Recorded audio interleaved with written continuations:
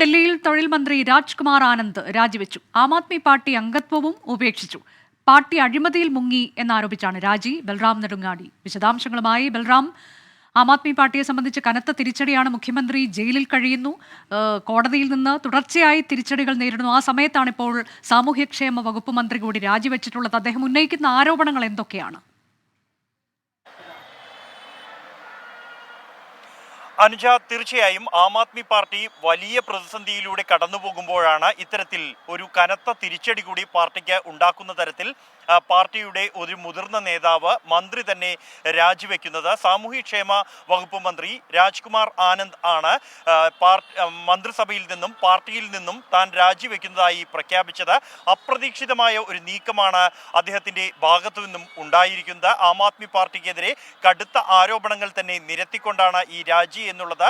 പാർട്ടിയെ കൂടുതൽ പ്രശ്നത്തിലാക്കും എന്ന് ഉറപ്പാണ്. ഇന്ന് ഡൽഹിയിലെ കൊണാട്ട് പ്ലേസിൽ ഒരു റെസ്റ്റോറൻറ്റിൽ വിളിച്ച അപ്രതീക്ഷിതമായ വാർത്താ സമ്മേളനത്തിലാണ് മന്ത്രി താൻ മന്ത്രിസഭാ അംഗത്വവും പാർട്ടി അംഗത്വവും രാജിവെക്കുന്നു എന്ന് പ്രഖ്യാപിച്ചിരിക്കുന്നത്.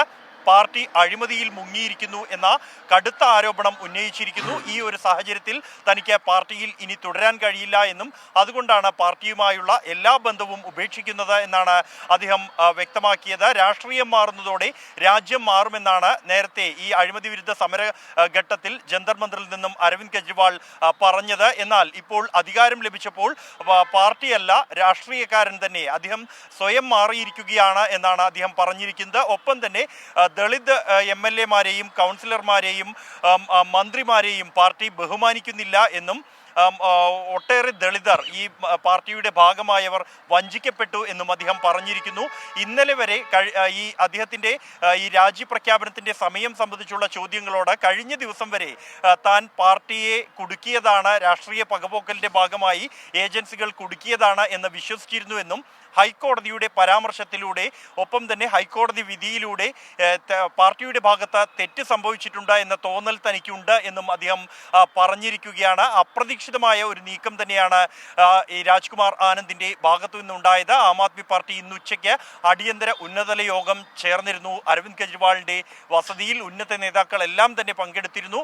ആ ഒരു യോഗം ചേരാനുണ്ടായ പശ്ചാത്തലമടക്കം ഇത്തരത്തിൽ ഒരു നീക്കം രാജ്കുമാർ ആനന്ദിന്റെ ഭാഗത്തു നിന്നുണ്ടാകുന്നു എന്ന ഒരു ഘട്ടത്തിലാണ് എന്നാണ് വിലയിരുത്തേണ്ടത്. എന്തായാലും ആം ആദ്മി പാർട്ടിയുടെ പ്രതികരണം ഈ വിഷയത്തിൽ ഇനിയും വരേണ്ടതുണ്ട്. പാർട്ടിയെ സംബന്ധിച്ചിടത്തോളം വലിയ തിരിച്ചടി തന്നെയാണ് ഉണ്ടായിരിക്കുന്നത്. നേരത്തെ തന്നെ BJP കുതിരക്കച്ചവടത്തിന് ശ്രമിക്കുന്നു എന്നും ഓപ്പറേഷൻ ലോട്ടസ് ഡൽഹിയിൽ നടപ്പാക്കാൻ കോടികൾ ആപ്പ് നേതാക്കൾക്ക് വാഗ്ദാനം ചെയ്തു എന്നുള്ള ആരോപണങ്ങൾ ആം ആദ്മി പാർട്ടി നേതാക്കൾ തുടർച്ചയായി ഉന്നയിക്കുന്നുണ്ട്.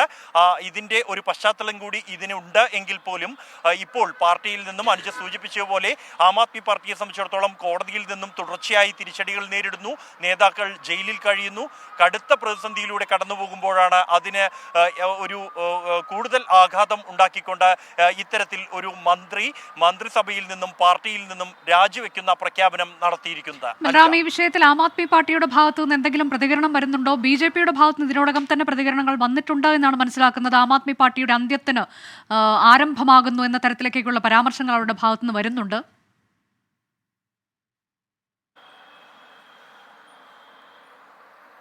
അനുജ, BJP ഈ രാജിക്ക് തൊട്ടു പിന്നാലെ തന്നെ BJP ഇക്കാര്യത്തിൽ പ്രതികരിച്ചിരിക്കുകയാണ്. ആം ആദ്മി പാർട്ടിയുടെ അന്ത്യത്തിന് തുടക്കമായിരിക്കുന്നു എന്ന പ്രഖ്യാപനമാണ് നടത്തിയത്. BJP ഉന്നയിച്ച അഴിമതി ആരോപണങ്ങളെല്ലാം തന്നെ ഈ രാജിയോടെ ശരിവെക്കപ്പെടുകയാണ് എന്നും ഇത്തരത്തിൽ ആം ആദ്മി പാർട്ടിയിൽ നിന്നും ഓരോരുത്തരായി പുറത്തു വരും എന്നുമുള്ള പ്രതികരണമാണ് BJP ഈ വിഷയത്തിൽ നടത്തിയിരിക്കുന്നത്. എന്നാൽ ആം ആദ്മി പാർട്ടിയുടെ പ്രതികരണം ഇതുവരെയും ഉണ്ടായിട്ടില്ല. ഉടൻ തന്നെ ഇക്കാര്യത്തിൽ ആം ആദ്മി പാർട്ടിയുടെ പ്രതികരണം ഉണ്ടാകുമെന്ന് തന്നെയാണ് പ്രതീക്ഷിക്കുന്നത്.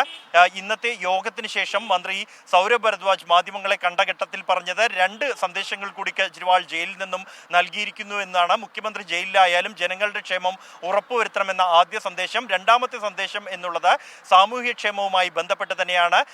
ഭരണഘടന സംരക്ഷിക്കേണ്ടതുണ്ട്.